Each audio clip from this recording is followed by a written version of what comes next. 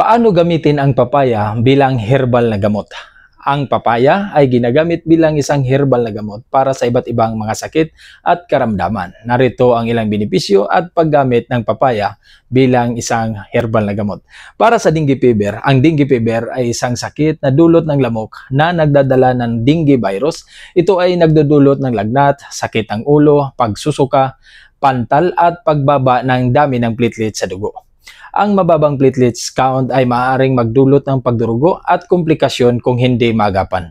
Ang dahon ng papaya ay ginagamit bilang isang alternatibong lunas para sa dengue fever dahil napag-alaman sa isang pag-aaral na ito ay nakakataas ng platelet count sa mga taong may dengue fever. Ang dahon ng papaya ay kinukulo sa tubig at iniinom bilang tsaa o katas. Ayon sa ilang pag-aaral, ang dahon ng papaya ay ligtas at epektibo na gamitin para sa dengue fever at mas mura kaysa ibang mga gamot. At para sa diabetes at mataas na asukal sa dugo, ang papaya ay ginagamit din na tradisyonal na medisina bilang isang natural na panggamot para sa diabetes at mataas na asukal sa dugo.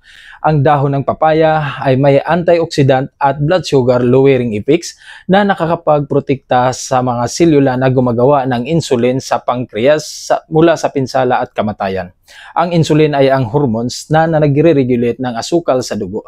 Ang dahon ng papaya ay maaaring inumin bilang tsaa o katas para makontrol ang asukal sa dugo. Gayunpaman, wala pang sapat na ebidensya mula sa pag-aaral sa tao para suportahan ang paggamit ng papaya para sa diabetes at mataas na asukal sa dugo. At para sa tiyan at sistema ng pagtunaw, ang papaya ay madalas na ginagamit bilang isang alternatibong panggamot para sa hindi komportableng sintomas ng tiyan at sistema ng pagtunaw, tulad ng gas, bloating at heartburn. Ang bunga ng papaya ay may enzyme na papin na nakakatulong sa pagtunaw ng mga protina at pagbawas ng acid sa tiyan. Ang bunga rin ay may fiber na nakakatulong sa paglinis ng bituka at pag-iwas sa constipation. Ang bunga ng papaya ay maaaring kaining hilaw o hinog o gawing juice o smoothie.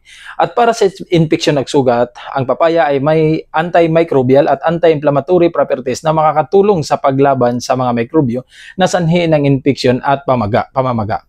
Ang katas na lumalabas mula sa balat ng bunga ng papaya ay ginagamit bilang antiseptic o panglinis sa mga sugat, paso, psoriasis.